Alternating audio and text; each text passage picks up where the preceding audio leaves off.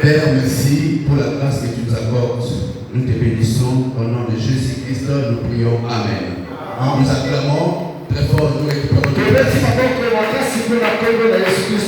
Et nous récupérons nos places. Notre conférence est mentionnée dans un syllabus.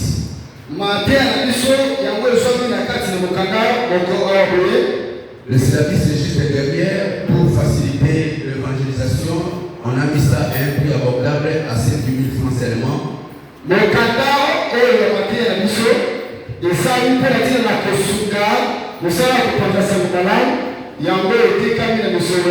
y a 7 000 francs congolais. 5 000 francs congolais. Donc, si vous en avez besoin, vous soulevez seulement les doigts et le service protocolaire va procéder pour en procéder. Ceux qui ont été à Bosenga, au tombe des appuis, on a le protocole, on a le souverain pour être Nous allons lire notre verset. Tokotanga makomi na biso. Notre verset central, nous connaissons ça.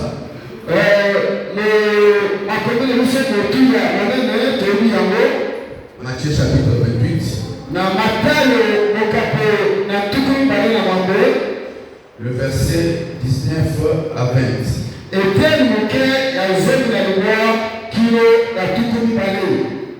Nous sommes dans une conférence et puis c'est le premier jour. Veuillez comprendre tout ce qui peut se passer.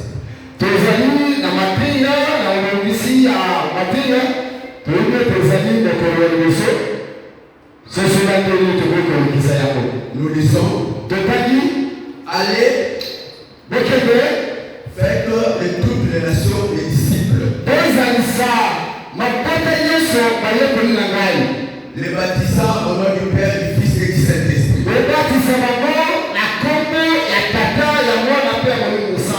Et enseignez-les à observer tout ce que je vous ai prescrit.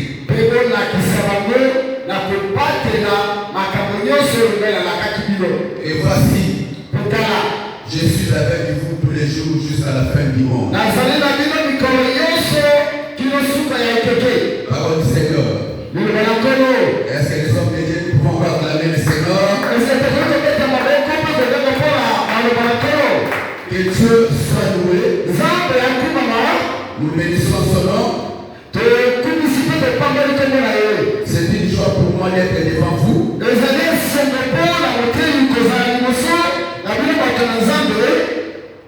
Je suis devant l'église de Bolobo.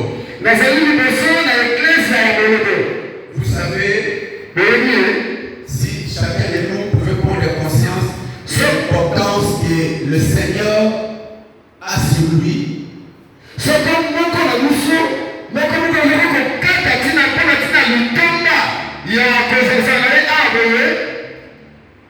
si nous pouvons prendre conscience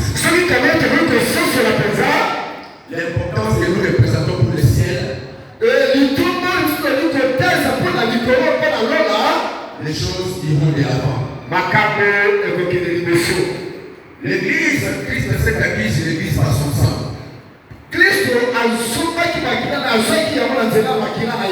Et nous ne sommes que des serviteurs pour permettre à Christ de bien régner, de bien dominer.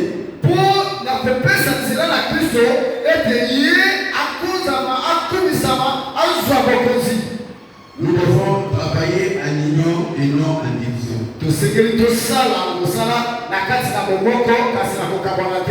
Et nous devons être en mission et non en compétition.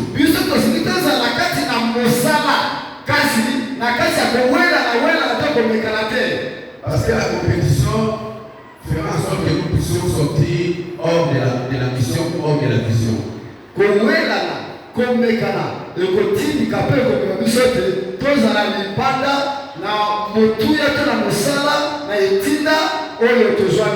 L'autre cherchera à faire plus que l'autre.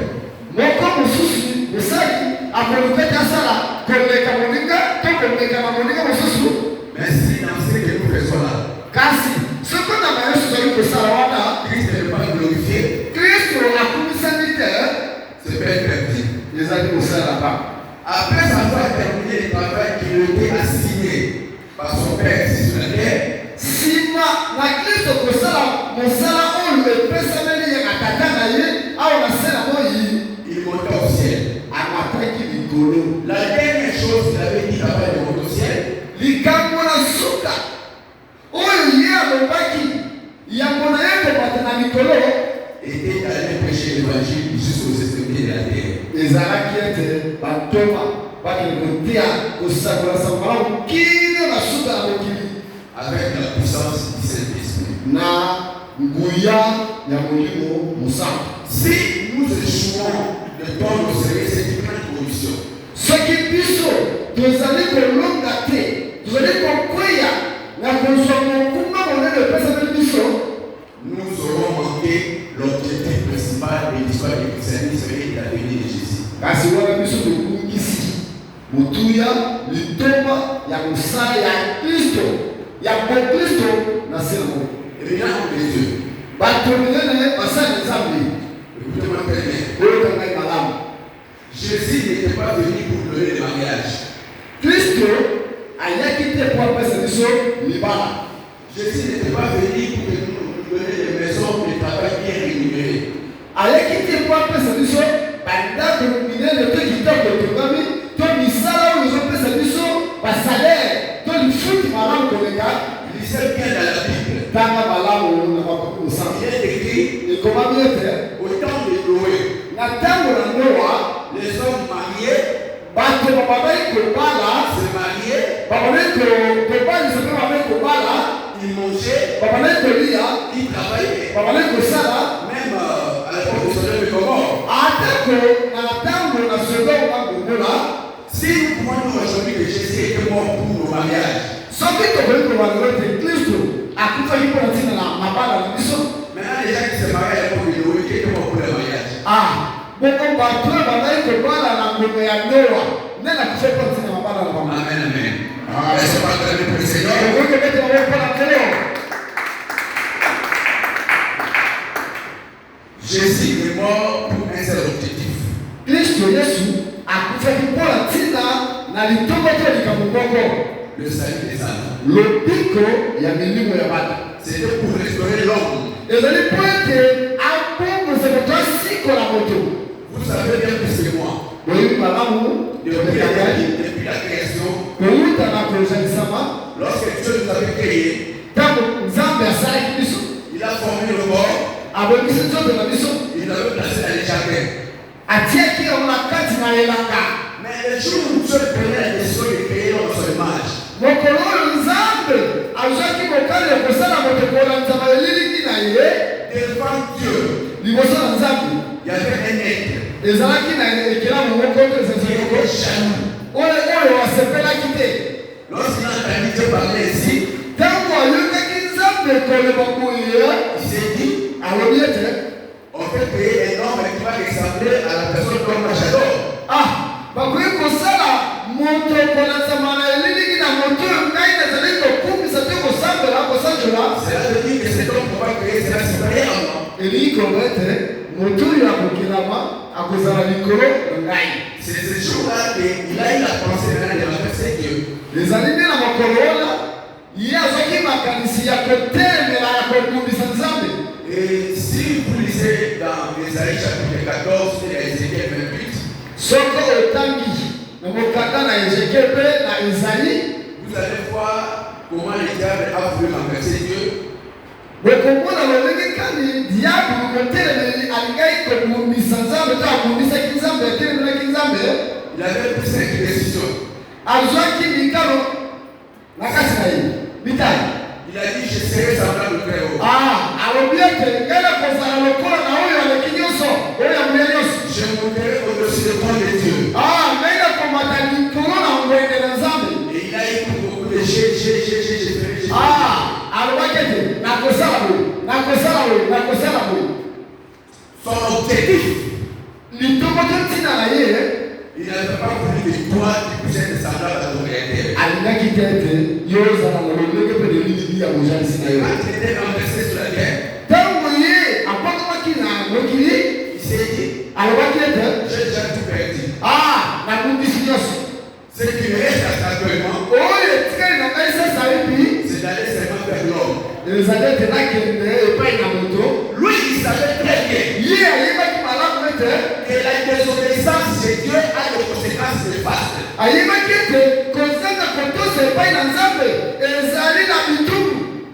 Il est allé vers l'homme. Il a poussé l'homme à la désobéissance. Et quand l'homme a désobéi, malgré la désobéissance de l'homme, mais Dieu avait gardé sa position.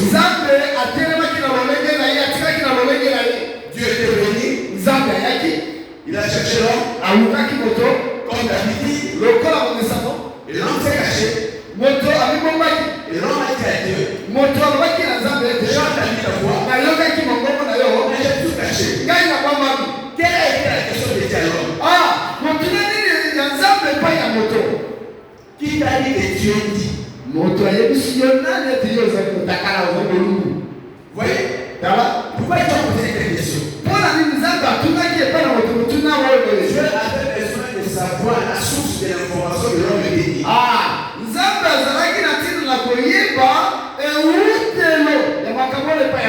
Et puis la deuxième question qu'il a posée à l'homme,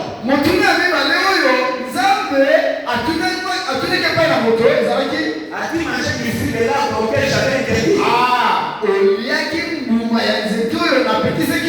L'homme voulait seulement les excuser. L'homme dit là, c'est pas moi, c'est la femme qui peut être la femme à son tour, elle dit là, c'est pas moi, c'est ses parents. Et c'était le début du problème de l'humanité. Et chacun a réussi sa peine. Et ensuite, Dieu nous a chassés de sa présence. Parce qu'aujourd'hui, il y a certaines personnes qui disent, si Dieu était Dieu, pourquoi il y a sa force à entre les lignes?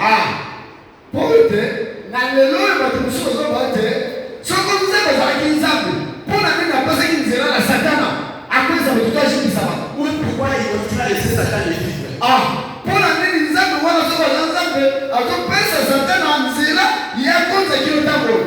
Dieu n'a pas créé Satan. Dieu avait créé Lucifer. C'est toi qui as créé Satan. C'est l'homme qui a créé Satan.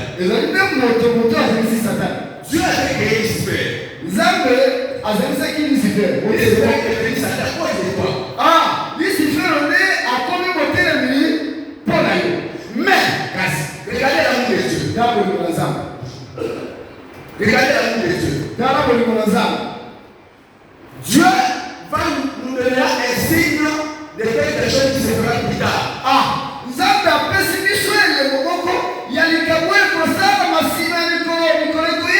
Nous voyons dans les jardins. Avant que l'homme soit chassé, Dieu a pris la peau de l'animal. Il a donné à l'homme pour couvrir sa dignité. Vous savez bien que c'est moi. Avant de prendre la peau de l'animal, il faut d'abord tuer cet animal. Posons-nous des questions. Quel est cet animal dont Dieu pouvait tuer pour que sa peau puisse être couverte?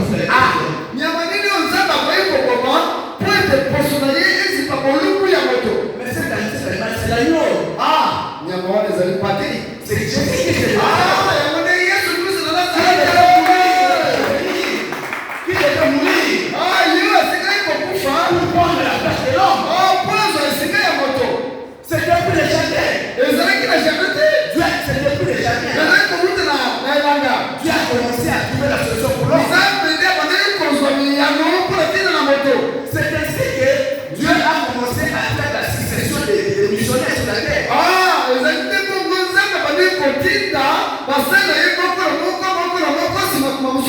Comme Adam a échoué, Noé est béni.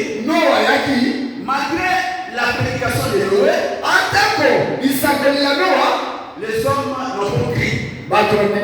Ils ont dit à Noé, awi na no wa ite tu es ivre, yo za molamu lolamu tu es infiel, yo se kon mo ko la la te vie ne tombera pas. kula ko ya te Mais fort malheureusement, ma mingi quand la paix est tombée, tango mula ebeti enoki il n'y avait que 8 personnes qui étaient sauvées. ezalaki kaka na bato mwambi bao babikaki Et à partir de ces 8 personnes, na nzela ya bato mwambi wana Dieu a recommencé le monde. nzambe nde ajalisi lisusu mokili Et après Noé, nsima na noa il y a eu Moïse. ezalaki na mosi C'est grand homme de Dieu. moto monene na nzambe Un homme puissant. moto na nguya Malgré ce miracle, atako bikamwa na ye la prédication de Moïse lisakoli ya et mose ce miracle na bikamwa na ye ont été incapables ezalaki na makoki te de restaurer l'homme. mpo ya kosikola moto Dans la loi, na kati na mobeko l'homme a transgressé. moto akweli kaka na masumu na mabeko Et lorsqu'il y a une succession de serviteurs, ntango basala za bakitani ça n'a pas marché. yango elongaki te Dieu a tenu une réunion au ciel. nzambe ayanganisaki koyangana na likolo Et il a dit à son conseil, alobi na koyangana ete l'un de vous moko na bino va descendre asengeli akita mabele na nzoto boye afin que moi, mpo ete ngai je nzambe puisse récupérer l'homme. mpo ete nakwa kosikola moto Tout ce que je suis en train de dire, makambo nyonso nali koloba bino oyo c'est juste pour vous amener ezali mpo ete emema bino à comprendre na kososola les dangers likama que courent les humains qui n'ont pas Jésus. oyo ezali liboso na bato nyonso bazali na yesu te batili yesu te Et cette responsabilité, mpe mokumba wana c'est à toi. ezali epai na yo bongola nzambe Amen, amen. Et lorsque Dieu a parlé comme ça, ntango nzambe alobi boye Dieu le dira, nzambe alobi na ye te Dieu a dit à son conseil, alobaki na koyangana na ye te celui qui va descendre, moto oyo akokita s'il gagne ou s'il réussit sa mission, soki alongi etinda na ye voici ce que sera sa récompense. tala bino ekozala lifuti litomba na ye Tout tournera autour de lui. makambo nyonso ekozala likolo na ye na motu na ye Il va recevoir un nom. akozwa nkombo moko Il sera au-dessus de tous les noms. ekozala likolo na makombo nyonso Quand tu as parlé comme ça, ntango nzambe alobaki boye il commence à se précipiter. awali koona oyo alobi ngai okuna alobi ngai okuna alobi ngai Gabriel dit, moi je suis là. gabriel abetenga na kokende Mais quelqu'un te fait dire, bikelako ntukumi na ole bapakotubi abetenga biso tu vas dire, moi je suis là. moko mosusu ekelako abetenga na kokende Et ensuite, Dieu va leur dire, nzambe alobi na bango ete celui qui va descendre, moto ya kokita afin de toucher cette récompense, yango ete azwa lifuti to litomba wana il va passer par le chemin du calvaire. akoleka na nzela ya calvaire Quand Dieu a égalé le chemin du calvaire, ntango nzambe atalisi alakisi nzela ya calvaire ya il faut regarder. batali Il commence à se retirer.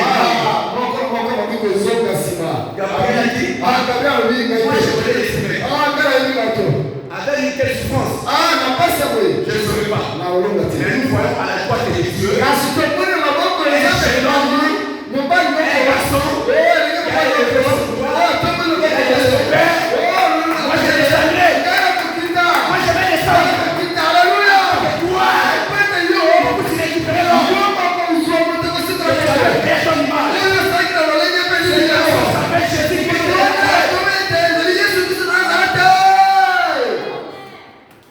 Lui aussi, ye mpe quand il est descendu, ntango akiti parce que nous oublions certaines choses. tozoposela makambo mosusu Quand Jésus était descendu, ntango yesu il akitaki n'était pas descendu comme Dieu. akitaki lokola nzambe te Il était Dieu. atako azalaki Il nzambe était descendu comme serviteur. ayaki lokola mosali Il n'avait pas compris une mission. po ete ayaki mpo akokisa etinda C'est pourquoi Esaïe a prophétisé ça. yango kosako esaya asakolaki alobi ete Un enfant nous est né. mwana moko abotameli biso Mais un fils nous est donné. kasi mwana mobali moko ye nde apesameli biso Écoutez la nuance. yoka maloba wana ndenge ezali C'est koyo pourquoi Jean va dire ceci. na yango oyana komoboye ete Jésus a fait encore en face de ses disciples beaucoup d'autres miracles. yesu asalaki liboso na bayeko na ye ebele mosusu ya bikamwa Qui ne sont pas écrits dans ces livres. oyo ekomama na kati ya Mais buku te ces faits qui ont été écrits, kasi moke oyo ekomami c'est pour que vous croyiez ezali mpo ete bino bondima que Jésus est le Christ. mpo ete yesu nde azali kristo Jésus, c'est celui que Marie nous a donné. yesu ezali nde oyo mari ya nde apesaki biso C'est l'enfant qui est né. ye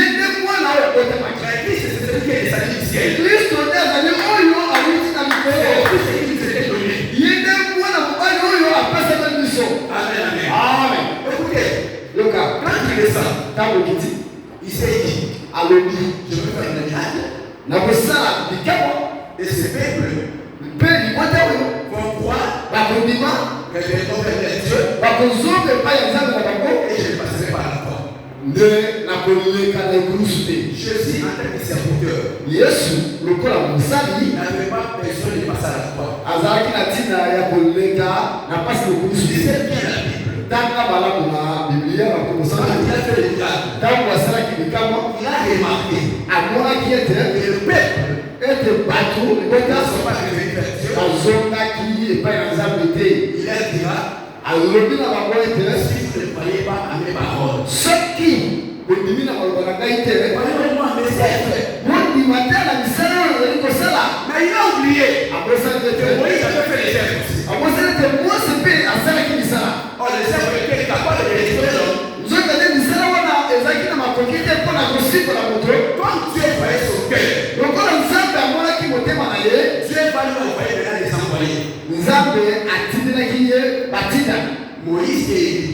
mose mpe na eliya À la montagne de transfiguration. kuna na ngongo ya kobongola. Et Moïse lui dira, mose alobi na ye tu te vas faire la volonté de Dieu. yo osengeli kosala mokano ya nzambe. Suivez les termes. yoka maloba Quand on dit tu vas faire la volonté de Dieu, ntango ozali kobete esengeli osala mokano na nzambe il ne peut pas faire la volonté de Dieu. eyi kolingola ete abandaki kolinga te kosala mokano na nzambe. La volonté de Dieu, ce n'était pas le miracle.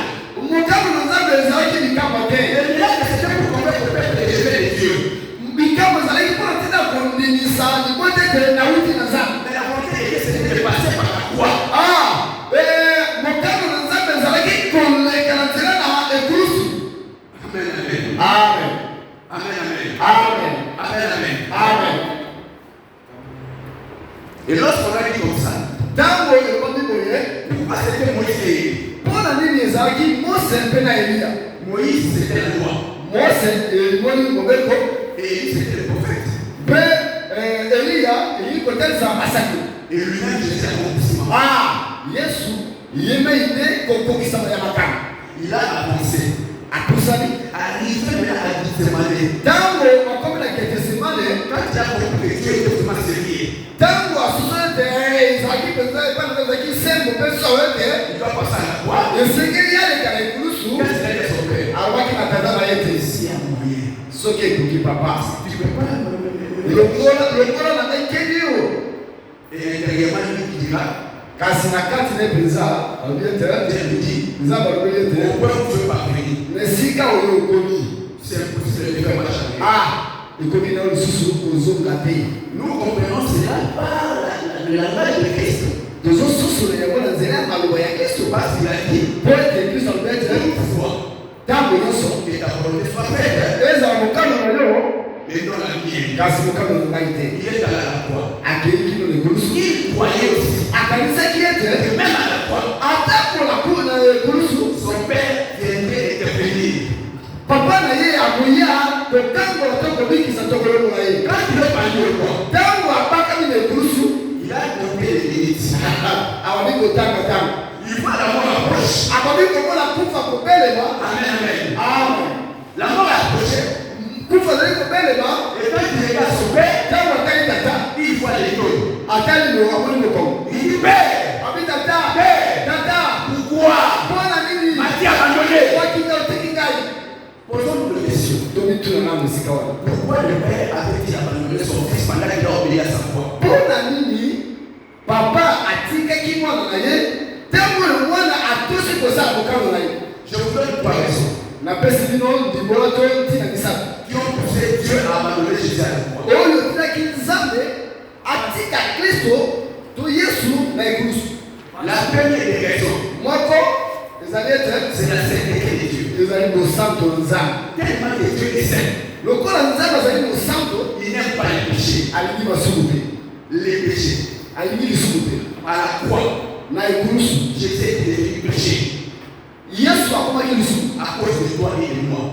mpo na ntina na yo mpe mpo na ntina na ngai. Il a fait pour le péché de l'humanité. ye amemaki mokuma ya lisumu ya mokili. C'est pourquoi Dieu l'a abandonné. yango nzambe atikaki ye. La deuxième raison, ntina mosusu ezali c'est la justice de Dieu. ezali boyengebele na nzambe. Il est écrit dans les prophéties. ekomami na kati ya masakoli l'âme qui pêche, molimo oyo ekosala masumu ekosuka c'est celle qui mourra. yango nde ekokufa. Et dans le Nouveau Testament, kuna na mikanda ya Nouveau Testament il est écrit ekomami lisusu le salaire du péché, lifuti ya lisumu c'est ezali nde kufa. comme il était devenu péché à la fois, lokola ye akomaki lisumu na ekulusu il devait subir la mort esengelaki amema kufa pour être enterré avec ses corps corruptibles, po ete ye akundama na nzoto ya kopola afin de ressusciter avec des corps incorruptibles. po ete ntango ya kosekwa asekwa na nzoto ezali kopola. Et la troisième raison, mpe ntina na misato ezali ete c'est la plus grande raison, yango ezali monene ya litomba c'est l'amour de Dieu. ezali bolingo na nzambe. Or, nzoka te on ne peut pas parler de l'amour si à côté il n'y a pas la haine. tokoki koloba ntina bolingo te soki tomoni kozanga bolingo eza simona te. Il est écrit, ekomami ete j'ai aimé Jacob nalingaki Jacob et j'ai haï Esaü. mpe nalingaki Esawu. À la croix, na ekulusu Jésus était devenu un Esaü que le père avait haï. yesu akomaki Esawu oyo tata ayinaki Afin que toi et moi qui êtes de Jacob, de voleurs, de meurtriers, de bandits, nous soyons aimés. po ete ngai na yo oyo tozali Jacob tozali bayibi tozali bacoli batuki tokoka kolingama na Nzambe.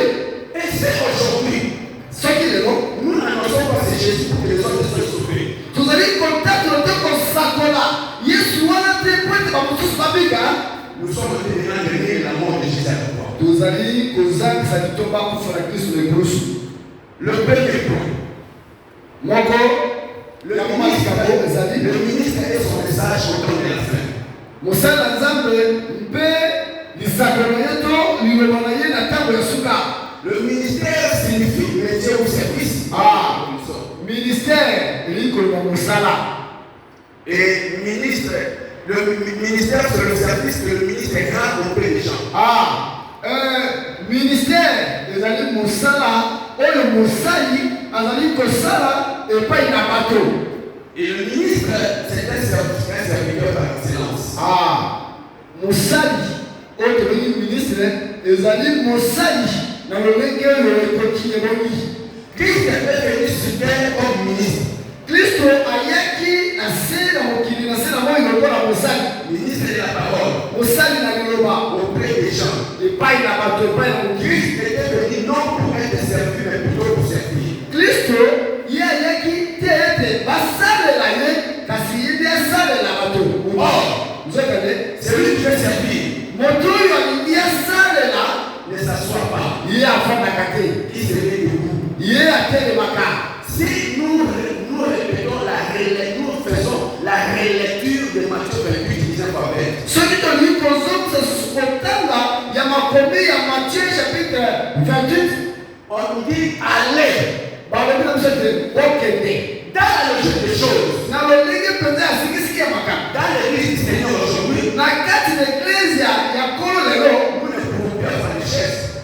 tokozala na bakiti te Parce que nous, avoir des chaises, être dans une position assise.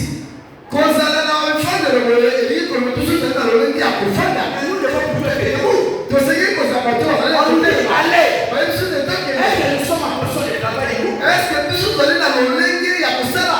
Écoutez, yoka la mission principale du marché de l'église, c'est l'évangélisation. kosala ya motuya ya eklise ezali nde ya kokende kotatola sango malamu na milimo. Le salut des âmes devait être une priorité pour l'église comme Christ.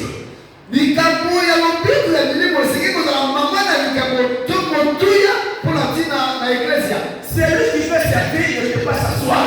moto alingi asalela to azala mosali ya kozala kofanda te. Il se met debout. azali moto ya kotelema En état de travail. azali na lolenge ya mosali ya mosala. Cela montre l'humilité. elingi kolongola komikitisa. Il faut éviter les grades et les titres. esengeli kolongola likuma ya kozala ngai nazali paster. Christ est allé jusqu'à la fin de ses apôtres. Kristo akende kino na se ya makolo ya matoma na ye. Ça veut avoir vouloir beaucoup de titres. oyebi kolinga bozala batike ebele. Nous éloignons de beaucoup de services. yango nde ezali kolongola biso mosika na misala Les titres ne font pas le travail, mais le travail accorde les titres. yoka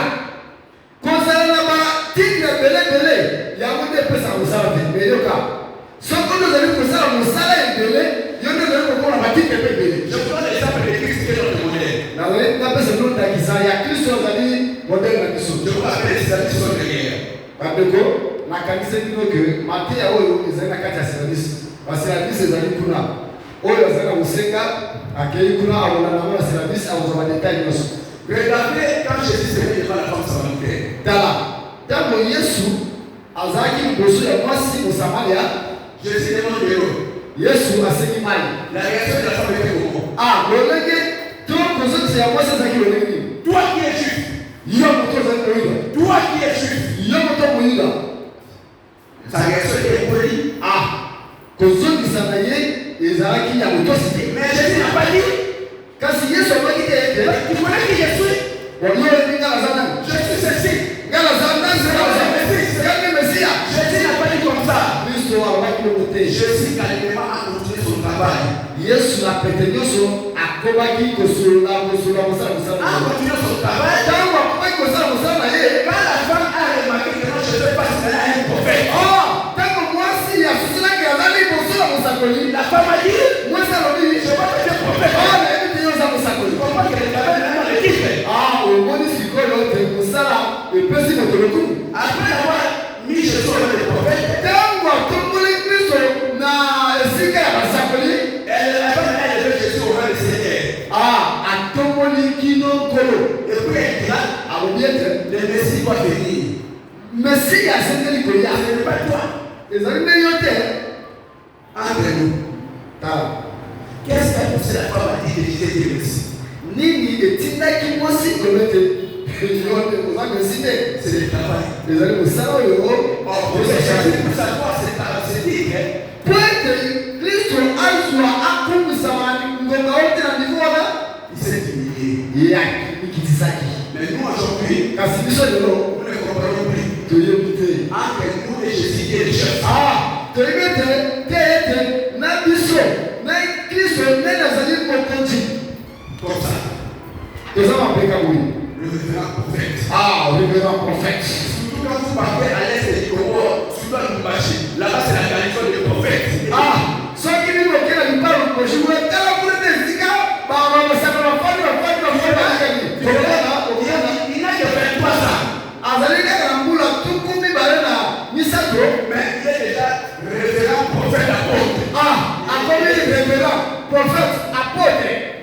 Ce n'est pas mal. eza mabe te. Pour vivre le spirit avec qui? yo oza kowela kozwa batiki wana na nani? Les titres, elle ne sera pas dossier. balokumu wana ozotoma biso ekokota biso na lola te. Mais nous sommes c'est parce que nous sommes d'abord des enfants de Dieu. tokokota na likolo mpo ete tozali na ino bana na nzambe. Amen, amen. amen. Et pour ce saint ministère, il faut avoir une capacité. mpo osala mosala ya mosali esengeli ozala na makoki Un nom qui permettra de bien remplir ton ministère. na likambo oyo ekopesa yo nzela makoki mpo osala mosala malamu. Mais n'oubliez pas, kasi kokosala te ete il y a personne aujourd'hui ezali na moto te lelo qui est vraiment un vrai serviteur de Dieu ozali mpenza mosali ya nzambe ya malamu et qui a voulu l'être lui-même. oyo alingaki kaka ye moko na nzela na posa na ye kazako. C'est faux. eza bongo te. Dans Jean 15, verset 16, il est écrit. na mokanda na yohane mokapona zomi na mitano neteni Il est écrit, neteni na zomi na motema ekomami ete ce n'est pas vous qui m'avez choisi, ezali bino te nde boponaki kristo, mais c'est moi qui vous ai choisi. kasi ezali nde kristo nde ye aponaki biso Et je vous ai établi mpe ngai nati bino afin que vous alliez po ete bokende et vous portiez du fruit po ete bobota mbuma et que votre fruit demeure. ete mbuma bino ewumela. Mais pour que le fruit puisse demeurer, quel genre de travail il faut faire? po ete mbuma ewumela motindo nini na mosala oyo biso tosengeli kosala. Toi qui as été sauvé, ce n'était pas pour aller les saluer, mais pour sauver les autres. yo obikisamaki ezali te mpo ete obatela lobiki wana kasi okende mpe kobikisa bamosusu. 1.2. point ya liboso moteni ya moke ya mibale. Genèse Genèse. Normalement, le Genèse 1, 26 à 28, mais là, on est que 27 à 28. Yoka. Okoyoko kokisawana soko zali na namba esekeza na ebamukana na ebandeli mokapana liboso eteli moke ya tuku mibale na motoba kilo ya samba. Dans ce verset, il y a deux fois des confusions qui font beaucoup de serviteurs de Dieu. Na kati na eteli ya makomi oyo bato ebele babulungani bazali kobunga na kati na eteli oyo. Regardez, tala nous lisons. tozotala. Il faut faire attention au nom de Dieu. Tala sosola. Pourquoi je dis faire attention? Vous savez, à chaque fois que tu es à la chair,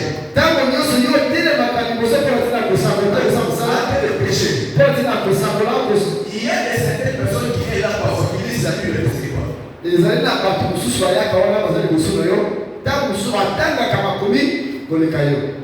Je vous dis, on dit c'est Genèse. Verset 28. Na etel moke ya tuku mi bala na moto wake mtu na sambo to sala moto na elili na biso c'est l'homme de ressemblance ko la kisama na biso afin qu'il domine poete yeza na bokonji c'est le pouvoir elili ki ya bokonji au verset 27 na etel moke ya tuku bala na moto sambo il est écrit et comment dire Dieu créa l'homme à son image. Zambe asalaki moto na elili Il est créé à l'image de Dieu. asalaki na elili ya Zambe Il créa l'homme et la femme. aye azalisi moto mpe mwasi. Mais il y a beaucoup qui prêchent Dieu avait créé premièrement l'homme. Bato bazali kotatela te Nzambe asalaki moto na ebande mobali na ebande. C'est faux. Ezali bongo te. L'homme et la femme ont été créés le même jour. Mwasi na mobali bazalisamaki mokolo moko. Mais kasi c'est dans le chapitre 2 kasi ezali nde na mokambo na mibale que le corps de l'homme a été formé premièrement. Oyo elimboli ete nzoto ya mobali yango ezalisamaki yango. C'est l'équivalent peut-être des pauvres. Créer et former, c'est deux choses différentes. Tozali na mwa pasi na koloba na lingala kasi kobongisa mpe kojalisa eza makambo mibale. C'est un peu vous comprenez. Est-ce que tososoli wana? Alors regardez ce qui se passe. Tala oyo likambo na ezali awa. Maintenant, le verset 28. Kuna na eteni moke ya tuku mibale na mabe On dit quoi? telefoni Dieu est béni. Nzambe apamboli bango. Le verset de l'autre discipline ne commence pas mal. Ça commence ici à Genèse 28. Mo eteni oyo ya mokumba kowuta na Nzambe ebandi kuna na mapele te ebandi kuna na ebandeli ya Genèse. Dieu les béni. Nzambe apambolaki bango. Et les dit. Pe alobi na bango ete Qu'est-ce que Dieu les avait donné comme symbole de la bénédiction? eloko nini oyo Nzambe apesaki bango ndimbola ya lipamboli Rien de matériel. ya bosuni boyo ezalaki C'était la parole. ezalaki nde liloba. Je l'ai dit. Nzambe alobi na bango ete Soyez féconds. ya liboso ezala na kobota. Quand nous parlons de la fécondité, ntango tolingi tolobaka koteli kozala na kobota là aussi nous confondons les choses. mingi tozali kobosa na makambo. La fécondité peut venir uniquement une façon de produire. kozala kobota elingi kolubaka momene lolenge ya kobimisa mosusu. Si vous lisez la version anglaise, il y a plusieurs explications là-bas. Soki otali na makomi oyo tokomi na lokota na anglais, C'est-à-dire quoi? elingi koloba nini?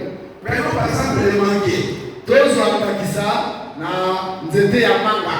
Est-ce que as-tu déjà vu le manguier produire le mangue? Osi omoni nzete ya manga kobota mbuma ya manga. Et puis lui-même le manguier sortit le bras et cueillit la mangue et manger. Mpe omoni ete nzete ya manga ebimisi loboko ebungi lisusu mpe mbuma elei mbuma oyo yango eboti. As-tu déjà vu ça? Omoni ya Lorsqu'on dit soyez féconds, ntango ozali moma ete parce que ça doit, ce n'est pas pour toi, c'est pour les autres. yoka ndenge kolimola ete oyo Nzambe ati na kati na yo ezali mpo na yo te ezali mpo na bato mosusu. Si tu as un nom, ce n'est pas pour t'orgueillir avec ça. Soki oyo ezali nde mpo ete osala mosala mpo C'est pour opesa mosusu. voilà pourquoi la parole de Dieu a dit que chacun de nous met de sa vie des autres les dons qu'il a reçus. Tala oyo ntoma Paulo alobete ntoma Petero alobete esengelete moto na biso asalela likambo na ye mpona kosunga mosusu. Et en deuxième na leteni ya mibale Dieu dira multipliez-vous. Nzambe alobete bofuluka. C'est ici que l'on doit atteindre notre but. ezali nde na esika oyo biso balino to moto moyindo akataki ntina mpenza te. L'homme noir sera compris. Lorsqu'on dit multipliez-vous, cela veut dire tout simplement augmenter un nombre.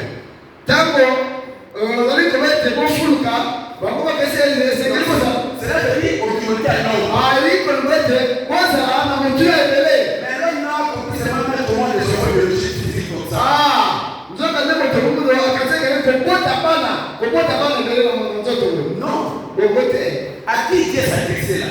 awa nzambe aza kobana nani? Dieu s'adressait à Adam spirituel. nzambe azali kobana adamu na nzela molimo. Ici, le corps humain n'était pas parfait. awa nzoka nde nzoto boye esali nano te. Une espèce ne peut donner naissance qu'à une espèce semblable à lui. Excusez? Une espèce ne donne naissance qu'à une espèce semblable à lui. nzoka nde lolenge ekozalisama moko yango ekobota kaka lolenge moko oyo elanisami na ye. Un chien ne peut pas mettre au monde un chat. nzoka nde mwa ekobota nyamo te. C'est faux. Et même ça se dit, multipliez-vous. ntango azali kobete bofuluka Dieu parle de l'évangélisation. nzambe azali kobalika motani kopanza sango Mettre au monde des enfants spirituels. kobota bana na nzela ya molimo. C'est ici que notre système a commencé. nzoka nde ezali awa esika mosala oyo nzambe apesi etinda ebandaki. Dieu a placé en nous son caractère qui est son image. nzambe atie na kati na biso lolenge na ye oyo elili na ye. Et il nous a donné sa position qui est sa ressemblance. mpe apesi biso lolenge ekozalisama na ye ezali kokokana na ye. Qu'est-ce que signifie être béni par Dieu? elingi kolongola nini? kopambolama kouta na nzambe. Le mot hébreu original pour béni est barak. kopambolama na liyebele elingi kolongola baraka Qui signifie capacité. oyo elingi kolongola makoki. Une capacité de vivre une vie riche et remplie. ezali makoki ya kobikela bomoi oyo ya bozwi mpe ya makoki. Avec plein pouvoir de prospérer. na makoki nyonso ya kokende liboso mpe ya kozala mosomo. Donc quand Dieu a béni l'homme, ntango nzambe apamboli moto, Dieu n'a pas donné à l'homme des biens matériels. nzambe apesaki ye biloko ya nzoto to ya mosuni boye te. Non, Dieu a donné à l'homme la capacité. nzambe mpe apesaki na moto makoki. Dieu nous a rendu capable nzambe apesi biso makoki de vivre une vie riche et remplie. mpe akopesa biso bomoi ya bozwi mpe bomoi ya makoki. Donc en bénissant l'homme, ntango nzambe apamboli moto, Dieu a partagé avec l'homme tout ce qu'il est et tout ce qu'il a. nzambe akaboli na moto lolenge ye azali mpe nini oyo azali na yango. Amen. Donc tel que tu es là, lokola yo ezali wana, Dieu a partagé avec toi ce qu'il est et ce qu'il a. nzambe akaboli na yo nini oyo azali mpe nini oyo azali na yango. Je peux donner un exemple. napesi ndakisa. Parlons parce que quand nous prions pour les malades. ndakisa ntango tozali kobondela mpo na ntina na babeli. Regardez les règles que nous faisons souvent. tala libunga oyo tozali kosala ntango nyonso. Seigneur, kolo guéris cet homme. bikisa moto oyo. Parfois Dieu te regarde ntango mosusu nzambe azotala yo, et il te dit, azoloba na yo, je vais te guérir avec quel pouvoir. nakobikisa ye na nguya nini. ozokabwa C'est délivré. Là aussi, Dieu te dit, je vais te guérir avec quel pouvoir. kuna na likolo nzambe azobisa bi nakobikisa ye na nguya nini. Parce que tout ce que j'avais comme pouvoir, po ete nyonso ozalaki nango lokola makoki, je te l'ai donné. napesi yo, Je t'ai donné. napesi yo. Regardez, tala Jésus n'avait jamais tenu un tel langage avant de s'enlever. tala kristo atikaki koloba boye te yambo na ye komata likolo. Avant, quand il a dit tout pouvoir m'a été donné, ntango alobi ete bokonzi nyonso epesameli ngai, c'est la différence de quantité. elingi kolimbola na bomingi. Avant, yambo il n'avait pas encore du pouvoir. azalaki na makoki nyonso Il te. devait d'abord acheter au diable le pouvoir qu'il avait à la croix. esengelaki ete na ye abondola makoki nyonso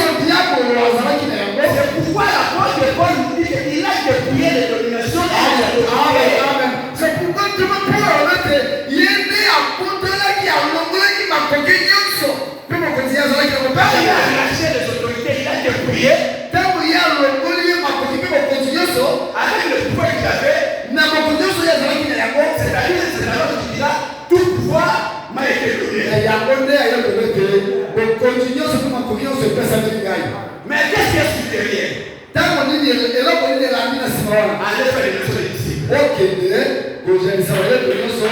j'ai déjà tout ce pouvoir. Je vous les donne. Vous allez accomplir la mission. Allez-toi pour guérir. Demande à quoi Dieu est venu guérir.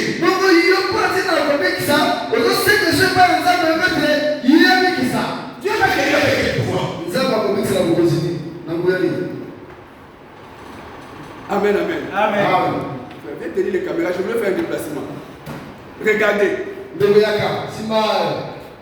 Regardez. Le président Félix est ici. Le président Félix est là. Regardez votre président. Il prend cet homme de Dieu. Regardez. Le président Félix est là. Président Félix. Il est qui au Congo? Azanani na Congo là. Azanani. Il est qui? Azanani. Président.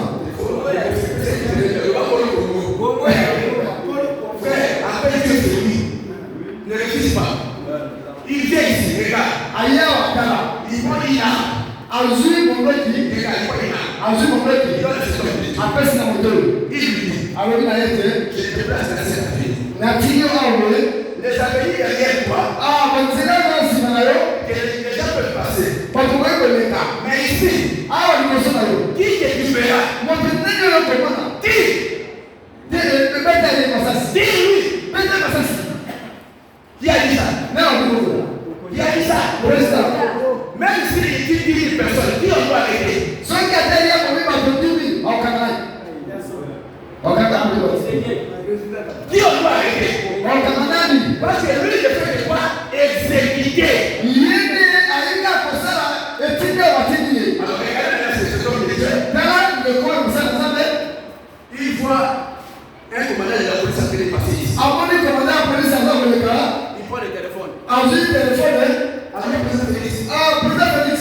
Dans la période où tu m'avais dit déjà passe, Mais c'est là que le gars le terre. je vais faire un commandant passer. La police commandant mon corps. Agent le gars. Est-ce que je peux dire ça? Est-ce que la police commandant est là? Il s'est fait. Est-ce que à besoin de Et là, je me répète. Ah, Alors, je dis là, on dirait que ce qui s'est pas passé n'est pas toi. il m'a fait ce moment, c'est pas pour moi, ça va regarder ça là. Il soit commandant. Elle a commandant. Il soit ministre. Elle a Il ministre. soit ministre. Elle a Non, il chef. Et puis, il est couré. Maintenant, toi, on va donner le pouvoir.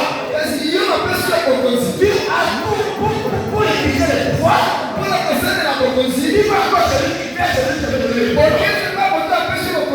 Oh, Seigneur, guéris cet homme. Dieu aussi guérit. C'est lui qui guérit par quel pouvoir? Un jour, dans la ville d'Abuja, un homme de Dieu priait. Seigneur Jésus, je te vois. Je te vois. Si tu pas Jésus de la Marie, Jésus lui dit, c'est moi Jésus. Tu es comme ça. Pourquoi tu n'as pas fait ton vélo? En parlant comme ça, les gens aussi apparus. C'est qui? Ah, avec quoi Il dit, mais c'est Satan que vous cherchez. Ah, le Satan a eu le Il dit, mais comment toi tu es là, Satan dit aussi? Ah, pour les Satan n'a pas été permis. Jésus lui répond. Yes, so I don't say Les it. gens ne vont pas dire. I will see God. There's a year guide. Toi, tu m'as appelé. You make a guide. Je suis venu. Guide. Lui aussi, il est venu. You pay. Bon, moi je vais te dire ce que tu veux te dire, moi je veux partir. Ngara ina yi bisayo. Ni na sike ko le ba le Quand guide. Jésus veut lui parler, Tango yesa ngara le il yi. ne peut pas faire de bruit. Ah, ni je ko mo. Il ne peut pas rester. Il va échouer. Il dit, Seigneur, je n'ai pas demandé de faire du bruit. Jésus lui dit, il fera encore plus de bruit. Tant qu'il va le laisser là. C'est à toi de lui chercher. Moi, je n'ai pas le pouvoir de lui chercher. Je vous ai donné le pouvoir. C'est à toi que moi je te le pouvoir. S'il ne peut pas de moi, il n'allait pas venir. Voilà venir. C'est ton mélange de la colère. Il dit, il y a un Satan, j'ai déjà de la maison. Sors! Il est pas fait ça. Il est parti avec le pouvoir. Yesu alikuwa akili na nguvu ya nani? On n'a pas le pouvoir de faire le aloni na nguvu ya wewe pesa kingaje? désormais. Baba leo. Petit c'est de fika ngai makambo yako tukusengeka Yesu. Il utilise le pouvoir que moi j'avais dit. Ça est en nguvu ya wewe la pesa hiyo. Gagne ça.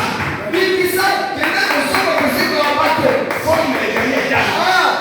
Lakisa teye watu wake kubikisa kwa sababu. Forme les disciples. Lakisa sema yeye ndio yeye guérir les malades.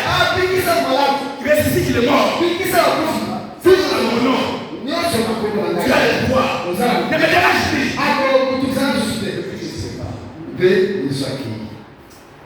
Si on te demande maintenant, regarde demain. Qu'est-ce que tu vois? Tu me diras, je vois des lits. Homme de Dieu. C'est un homme de Dieu. Si tu savais qui tu es,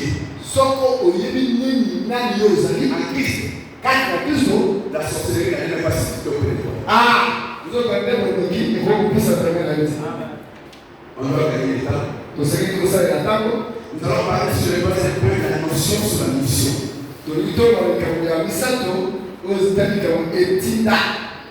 Vous savez, même notre manière d'enseigner le péché, nous avons affaibli ici, Seigneur. Mutino na biso ya kolakisa ya koteya biso nde tolembisi tokotisi malili na kati ya eklezia na kolo. Nous commençons à parler de miracles seulement à la Bible et en se souvenant de l'Église. Tokomi kozikanisa kosala bikamwa to bikamwa kaka tango tangi makompeto kanisi kola tina ayebi na bala. Quand on parle de miracles, on doit toujours se souvenir de Jaosa ou de parler des temps de Koki. Tango tuzoro nikimtani bikamwa tulitaka toka nisabora tina tambolo toke na mususu. Na avec Jaosa. Pela Jaosa. Maintenant la question se pose celle-ci. Mutuna kubitu mezalio yote. Le Jésus avec qui Jaosa ou Jésus n'a pas longtemps pour qu'il faisait le miracle. Ce n'est pas le même Jésus. Yesu moyo aidina ba tabukoki orai kosala bikamuse. Ezalika ka Yesu yo ndimate koze kotiate. Où c'est notre Jésus? Soko pela Yesu. Là c'est seulement le Jésus de Dieu seulement avec le nom de Jésus que Pierre a ressuscité la vie. Yesu ezalika la coupe ya Yesu moyo ndima oyo Petero asengisa kitabita. Mais pourquoi chez toi et moi ça ne fonctionne pas? Pour la ligne pas de yo ngai ezelo sala côté. Nos cœurs ne sont pas corrects. Amen. Mettez comme vous allez se côté. Nous ne sommes pas encore convertis. Nous sommes bon dans la unité. Homme de Dieu. Dans toi la mission. Nous sommes dans le Tita. L'homme de Sylvain. Le Tita, il y a aujourd'hui, il commis, il capouille la majorité des signes que Jésus avait donnés qui symboliserait son retour s'accomplissent déjà. Les bonions sur le plus après cette mission pour la côté de sa besoin d'ailleurs ici et ça. Il revient bientôt. Avec couiller à besoin de ça ça y est. Mais écoute cette vérité. Yoga solo même s'il ne reviendra pas. Après couiller à n'oublie pas que la mort existe. Et la mort n'a pas de jour fêté. N'a pas de jour fêté.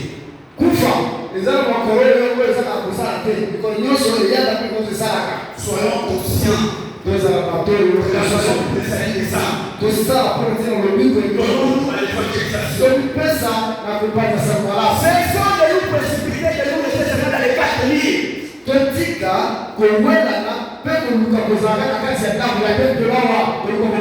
n'est pas la mission de l'église. La mission principale de l'église, c'est l'évangélisation.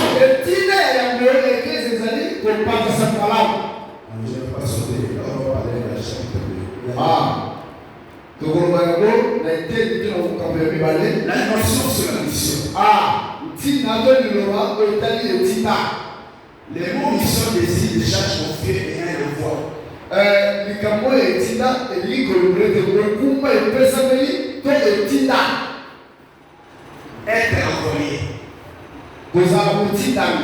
Juste ici, les mots mission définissaient surtout la réalisation par Jésus-Christ et le Saint-Esprit du projet qui va révéler sa tendresse à toute l'humanité.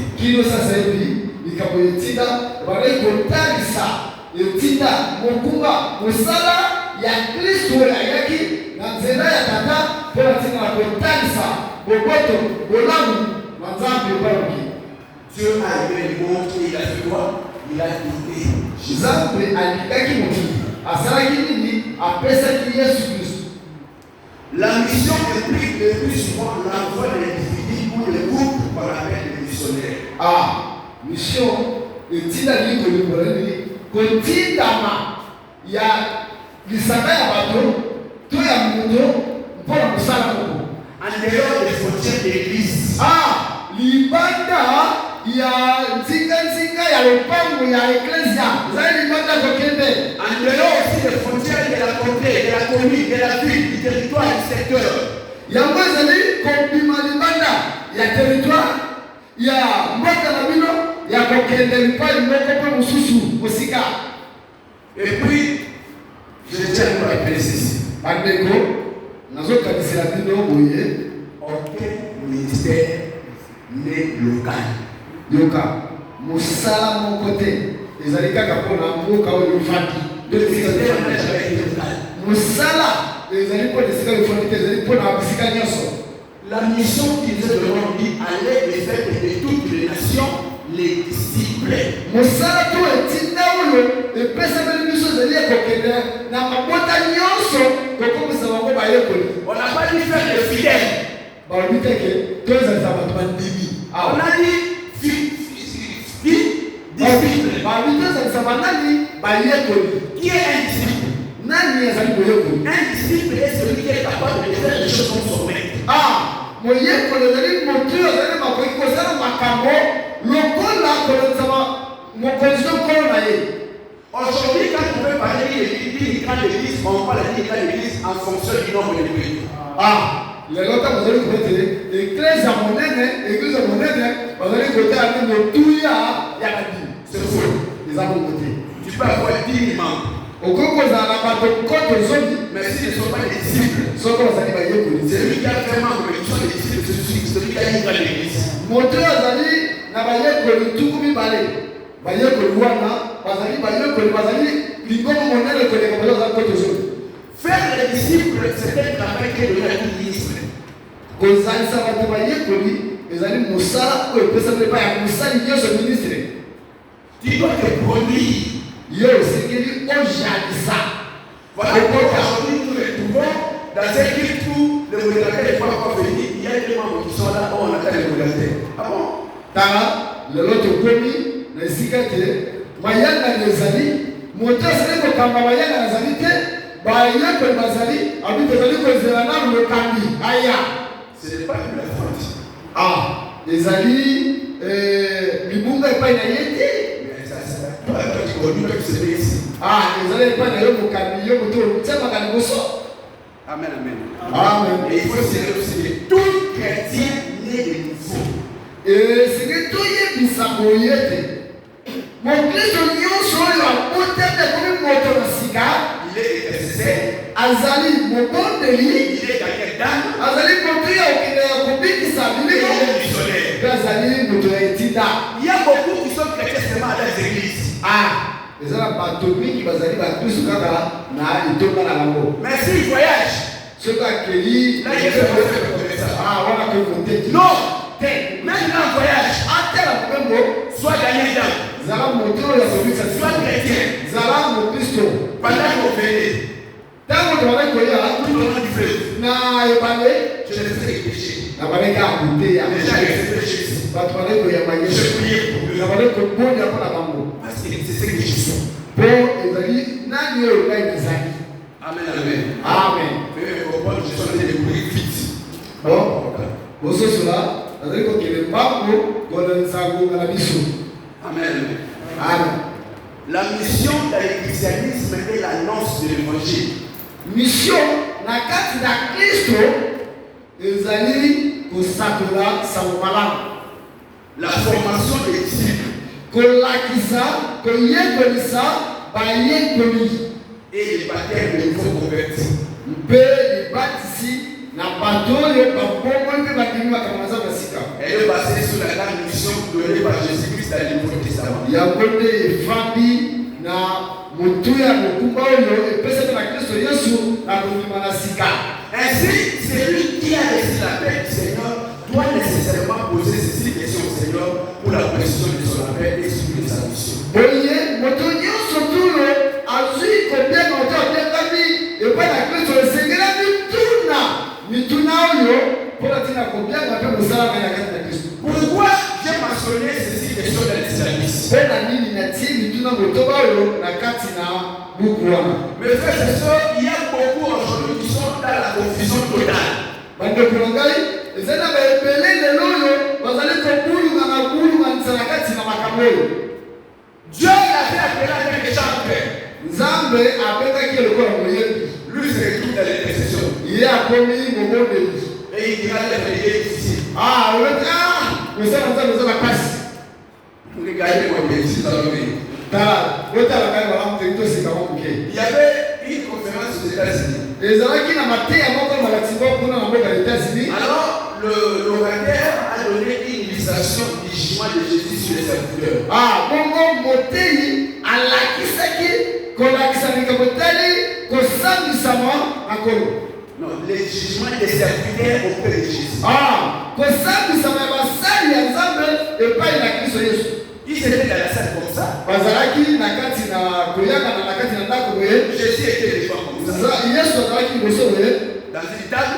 Na mesa. Il prend la liste. Azwi motango ya bato. Quand il appelle ton nom. Tango abengi kombo na yo. Il te présente. Yo ye liboso. Et il va te demander les comptes. Mpe akotuna yo mituna na olenge eza kosala. On appelle évangéliste Jackson. Abengi évangéliste Jackson. Jackson était dans la salle. Jackson azalaki na kati na koyangana. Il s'est dit Jackson c'est moi. Alobete Jackson ezali ngai. Moi je suis évangéliste. Ngai nazali évangéliste te. Moi je suis un homme d'affaires. Ngai nazali moto oyo ya kosala mosala mobongo. Jésus a insisté. Yesu azongisi lisusu kobeba. Évangéliste Jackson. Abengi mokonzi sango Jackson. Bon, il s'est dit je vais quand même répondre mais je veux une femme. Bakokende liboso kasi na kotakisa ye. Lorsqu'il se présente. Ntango aye liboso. Jésus lui dit. Yesu awi na ye te. Évangéliste Jackson.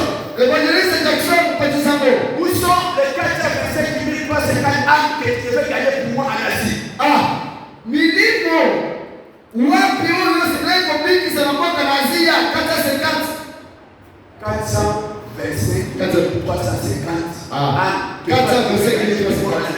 milimo oyo sinaye kobikisa mpo na ngai na mboka na Asia. Personne ne regarde Jésus. Jackson atali Yesu. Moi je ne savais pas que je suis évangéliste. Ngai nayeba ite ngazima. Moi j'étais un homme d'affaires. Ngai azalaki mosala na mabongo. Jésus lui dit. Yesu alona ye. Qui t'avait dit que dans le monde je t'avais fait comme homme d'affaires? Nela yebi tete yo na mokili ngai atindaki yo ozala mosala na mabongo. Mais Jésus dit Seigneur je ne savais pas. Kolo ngai ayebaki te. Jésus lui dit exactement. Ezaka kabongo. Mais à chaque fois quand tu priais. Kasi ntango nyonso bazali kobondela. Tu n'avais jamais dit Seigneur quel est le but de mon essence sur la terre? Ntango nyonso bazali kobondela obandaki kotuna ngata Nzambe litomba na ngai nini na mokili. Tu n'avais jamais dit Seigneur tu m'as envoyé dans le monde pour faire quoi? Mokolo moko te otuni ngai Nzambe oteki ngai na mokili nasala nini. Mais tu ne faisais que prier Seigneur je vais devenir millionnaire. Tu es devenu millionnaire. Après Seigneur je vais devenir multimillionnaire. Tu es devenu multimillionnaire. Tu ne faisais que aller de programme pour faire un devenir millionnaire multimillionnaire. Mais tu n'avais jamais posé la question quel est le but de ton essence sur la terre? Ntango nyonso bazali kobondela epai na Nzambe ke ngai nakomoto misongo milio nakomoto milio koleka nakomoto milio koleka kasi mokolo moko te otunaki ete Nzambe ngai nasala nini obengi ngai nasala nini na se na moi. Quand tu es à l'église, ntango yo ozali na kati aussi otuni epai na Nzambe mokumbani nini ozali nango na kati na eklezia mpe na kati na nzoto na Kristo. Kristo azokiselaki ete donc les 425 000 âmes que toi tu veux gagner pour moi en Asie pour aller en affaire à cause de toi. milimo nyonso oyo ya 450 millions oyo osengelaki kobikisa mpo na ngai bazali kokende na lifelo mpo na yo mpo yo teki bango te. Tu veux passer à côté de ta mission. Yo ososolaki etika na yo te okeli mopanzi osalemaka mosusu. Les maisons sont restées. Bandako etikali. Les comptes bancaires sont restés. bakonti na na banque etikali. Les voitures sont restées. Bituka na yo etikali. Les gens sont restés. Nyonso etikali. Mais ici, kasi awa tu es libre. ozali na esika te. Vous voyez? Ozali mona Jésus a continué. Yesu akobi. Il appelle. Abengi mosusu. Homme d'affaires Wilson. Moto Wilson. Wilson était dans la salle. Wilson azalaki mwana na kati na koyangana. Il dit mais moi je suis pas homme d'affaires. Ah, kasi kazali moto mongo te. Moi je suis pasteur. Mais kazali pasteur, mobali l'église. nazali na etonga monene. Je fais plusieurs voyages. Ngai na tamboli kosala ndombe mwebele. Comment il ne rigolait pas? Bongo yazali mamete. Je fais des milliards de mois. Kana sangi kamuseli ngai. J'ai insisté. Yesu azongi susu koloba. Homme d'affaires Wilson. Mosende mongongo Wilson. Il s'est étonné. Yatelemi. Il dit Wilson. Alobi de Wilson. Je t'avais envoyé dans le monde. Natindaki yo na mokili. Pour que tu sois un homme d'affaires. Po ete yozala mosala na mongongo. Afin que toi Po ete yo et tes trois collaborateurs, mpe yo na bazalisanga baninga na yo misato vous souteniez tel pasteur, tel ministère, parce qu'au travers de votre argent, il devrait gagner pour moi 1 milliard de âmes dans le monde. ah nesalaki ete bino ozala pembeni bozala misolo mpo bosunga mosala nzambe oyo mobatela mapata oyo po ete na nzela na kosunga na bino bango basekelaki kobikisa milimo oyo nyonso. Je dis, mais Seigneur, moi je ne savais pas. Ah, kolo kasi ngai nayebi te. Moi je suis pasteur. Ngai nazali mobateli ya Je mapata. suis dit que dans le monde, je t'avais envoyé comme pasteur. Ngai nayebisaki yo ete yo na mokili ngai nazalisaki yo mobateli ya mapata. Oh, mais je ne savais pas. Mais kasi ngai nayebaki te likolo. Je dis exactement. Ah, ezali bongo. Je ne savais pas. Yo oyebaki te. Mais à chaque fois que tu priais, Mais ntango nyonso yo bakai kobondela. tu voulais seulement, Seigneur, que je voyage. Je veux une grande église, envoie les gens. Ah, mobeko ete kolo ngai nakei mobeko. Tina bato na nzela ngomba za monene kaka bien. Je vais construire. Mpe bato bandeko yembele nalingi natonga. Tu dis, tu as combien de membres? Obete kozali na bato boni. Oh, j'ai vu ça. Nazali na bango kama mwambi. Mais regarde, Kasi tala. parmi les 800 membres, Tala bato kama mobi ozali na yango. aucun n'est enfant de Dieu. Moko te azali mwana ya nzambe. Bapagano. Mais cependant, Kasi ntango nyonso et il y a des intercesseurs na kati na bango ezali na bato bakoki eza na babateli qui vont aller à l'enfer avec toi. baoyo bakokende na lifelo bazozisaka po ete yo Tu as passé à côté de la mission. yo osusolaki etinda na yo te. Quand j'ai suivi cette conférence, Ntango ngai nalandaki malakisi oyo j'ai eu l'inspiration d'écrire ces citations. nazwi kopendelama ya kokoma mituna oyo motoba. On dit aujourd'hui, les gens font des choses par sentiment. Bato na nzambe lelo bato bali kosala makambo na baposa na bango. On ne les fait pas parce que ça s'est appelé. Bakoki kozala mobati bapati te soki nzambe ye moko abengi yo te. Il y a le bien qui est la paix. Eza na bato mosusu babengi Il y a le bien qui est la paix. ezali boye yaka oyo ezali kobenama. Et il y a le va qui est la mission. Ezali mpe kende oyo ezali etinda. Celui qui peut t'envoyer, c'est que celui qui t'avait appelé. Moto oyo akoki kotinda yo mobele kaka oyo abengi yo. Maintenant, toi, tu t'avais appelé. Yo nde nabengaki yo. Bon, c'est bien aussi l'église, c'est bien. Otongi eklesi ya ndako boye eza malamu. Qui t'avait appelé? Natinaki yo tosalana. Non, c'est l'église de Dieu. Non, on ne dit pas que c'est mauvais. Non. Te ezali eklesi ya nzambe babi te eza mabe te. Non, ce n'est pas mauvais. Eza mabe te. Mais qui t'a envoyé? Nani atindi yo? Otongi boye eza mabe te me nani atindi yo? Non, moi je suis un évangile, c'est pour ça que je fais des campagnes. Ce n'est pas mauvais. Qui t'a envoyé? Oyebi te ezali mopanzi sango ya nguya me nani atindaki yo? Qui? Nani? Makanisi koya ozoka. C'est ça le problème des conférences. Des exercices, on doit à tout moment les organiser. Yango litomba ya mateya makambo ya moesenge ntango nyonso esalama makia moesenge esalama ntango nyonso. En tout cas, si vous me suivez, les hommes de Dieu de Chikapa, que Dieu vous bénisse. Soko leli kolanda ngai basala nzambe ya Chikapa nzambe apambola bino. C'est la vie de Chikapa qui m'a motivé à demeurer conférencier. Ezali nde basala nzambe mboka Chikapa nde ezali foyer. J'ai ciblé de villes et de villes. Na tamboli na bingumba. Mais la ville de Chikapa m'a fait épater. Kazi ngumba ya Chikapa ya monde et la Misingai. On a fait une conférence. Vous savez qui m'a lakisi? Ils m'ont dit. On n'a jamais fait une conférence uniquement sur l'évangélisation de Chikapa. Ah, kasi nani to monete malakisi kaka pona ikabetali kupala na sasa malamu. On doit répondre encore. To senge to zongi za misusu. Ils m'ont amené dans une commune à laquelle on a républié. C'était la salle était pleine. Ah, bamingai na etuka misusu kuna pe koyenga lezalaki batondaki. 350 pasteurs. Batozalaki mtukumi sasa mitatu. Bapatisa kwa pasteur. Et je sais. Na yebiete et désormais lobi komanalo le temps de Borobo va sonner. Tango ya Borobo ici l'église de Borobo va s'élever. L'église ya Borobo ya ko Borobo va bouger de Maïdomé. Borobo ya ko miningisa la lumière surgira d'ici et va s'étendre jusqu'à tout Maïdomé. Paul ko bima wa pe ko kele kino Maïdomé. Si dit le papa moi je crois. Soka limite kasanga. Papa moi je crois. Soka yo limite kasanga na sala ko. Parce que je te vois grand. Paul te ko mona za ko mona. Avec ce que tu as, na oyo za na. Et ce que je t'ajoute. Pe oyo to bakisa niyo. Tu vas aller là-bas. OK, les bousses. Voici les questions qu'il faut poser. Là, tuna motoba oyo, essaye de poser que tuna ma. Nous serons obligés de retirer la question. Il n'y a pas moyen d'atteindre les autres problèmes. To kusuka na bituna oyo motoba, nzele zaidi ya kokoba hapo tena ya 11 euros. La première question qu'il faut poser. Le tuna ni boso c'est que comme tout n'est pas examen, je suis appelé à faire quoi? Na benga ni pour ça ni za.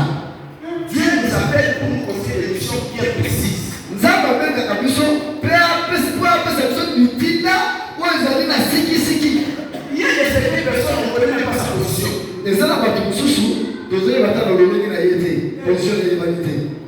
Il est apôtre, évangéliste, il est musulman, on ne sait même pas. Azali Toma, Azali Mopamisina Sango, Azali Nani et l'humanité. Ça, c'est les désordres. On est Azali comme Dieu, c'est un Dieu de paix. Nous avons un Zamba Yakimia. Nous avons un Zamba Kolongo, un Zamba Koubou Manate. La deuxième question. Je suis appelé à dire quoi? La Benami Ponaloa Nini. Lorsqu'il vous appelle, il va certainement vous donner un message spécifique ou quand il pêche, il descend à l'aise. Tango, quand on a coupé d'ailleurs, à ce grand pèse, il y a Maloba. Oh, il y a ce qui est Koloba. Tango, vous allez vous sacola yango, vous allez na, vous allez na kimia. Il y a certaines personnes qui pêchent, qui touchent partout. Tantôt, il y a les sacerdotes, tantôt les démons, tantôt les vies. Dieu, quel est ton message? Bato mususu, tango mususu. Wabiko ni kamateli ya munganga. Tangu mususu ya milimu mabe. Ozali wapi? Vile balabala nini lisabeleza nini? Écoutez, Yoka. Écoutez-moi bien. La langue En tant que prédicateur, le kola mon parle sinasa. Tu as la capacité de parler sur tout.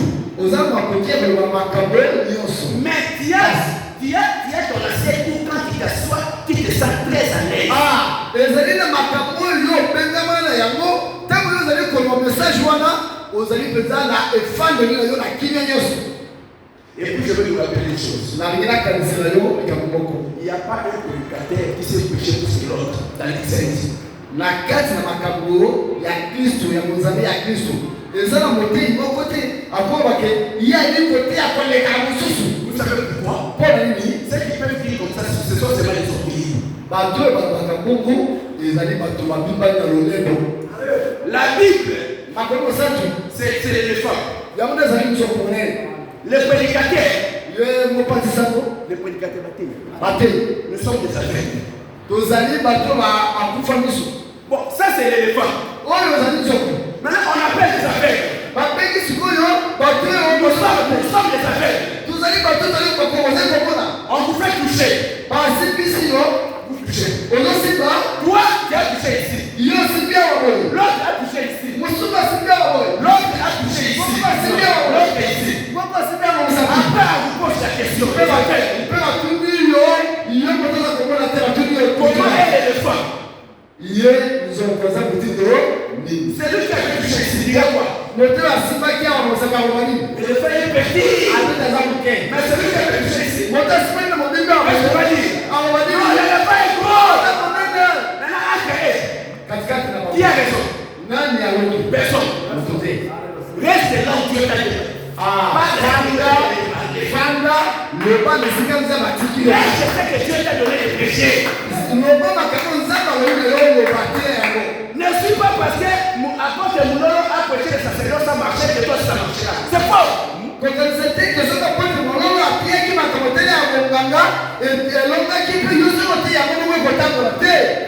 En faisant ça, le ciel est en train de se vider et l'enfer sera pris.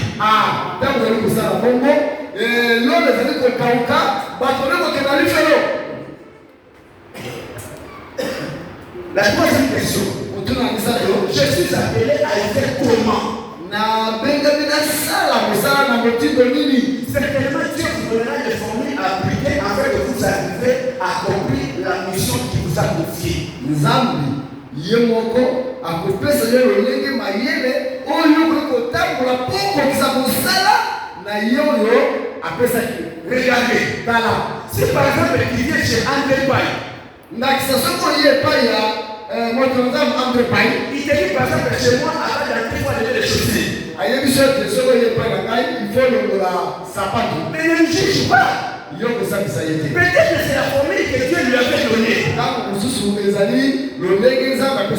Mais seulement, cette formule ne peut pas contredire les Écritures. Parce qu'à cet instant, nous allons appeler Elisabeth et nous allons appeler Zacharie. Quand Jean-Baptiste est né, on demande le nom de l'enfant. Mais Elisabeth va parler. L'enfant s'appellera Jean. La foule est luminera. Dans ta famille. Et la famille de ton mari. Et après, un autre semblable à celui de ton homme. Alors, on va vérifier c'est Zacharie. Mais Zacharie est aveugle. Zacharie ne parle pas. Il doit maintenant écrire. Quand Zacharie va écrire, ce qu'il va écrire va correspondre à ce qu'Elisabeth a dit.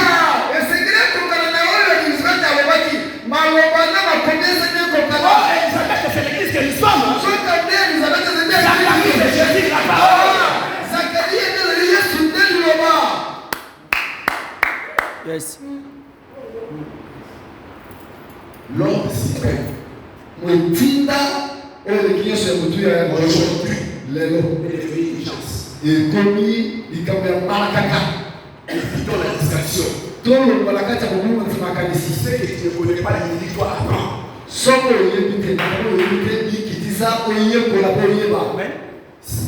Tu n'apprends pas pour toi. C'est pour sauver le ciel. La vie des gens en dépend de ce que toi tu as.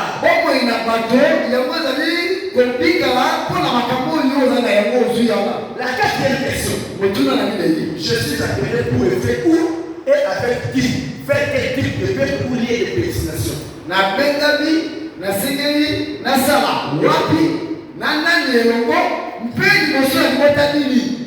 Parce que l'option ou le mandat que vous recevez dépendait du lieu et déjà des peuples pour la mission que vous êtes confiée.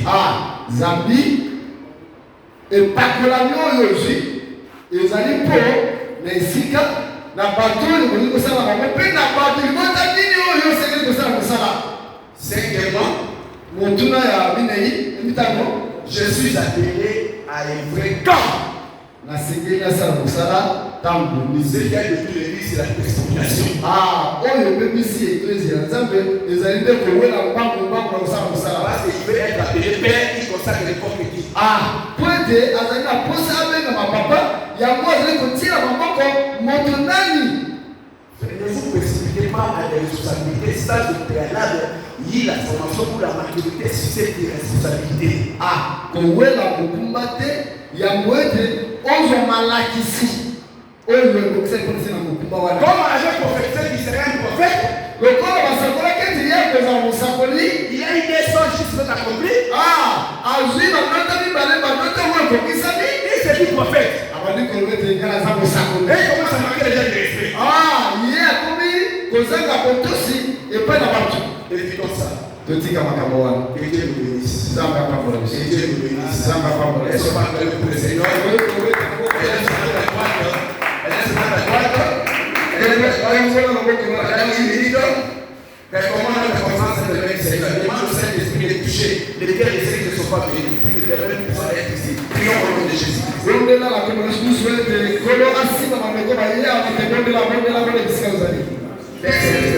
Seigneur grand Dieu, nous te bénissons, nous te rendons grâce, nous te demandons tous ceux qui sont appelés à bénéficier Seigneur de cette information, qui sont ailleurs. Seigneur grand Dieu, Seigneur précise de touche la terre, rappelle-les, c'est toi qui appelles ces devoirs, afin que Seigneur grand Dieu, nous sommes appelés à bénéficier de toi. Père, nous te bénissons et te rendons grâce pour cette première journée de la conférence. Que tu nous donnes le réveil, la Saint-Esprit, toute la présence. Au nom de Jésus-Christ, nous prions. Amen. Que le Dieu de paix vous bénisse. Soyez bénis.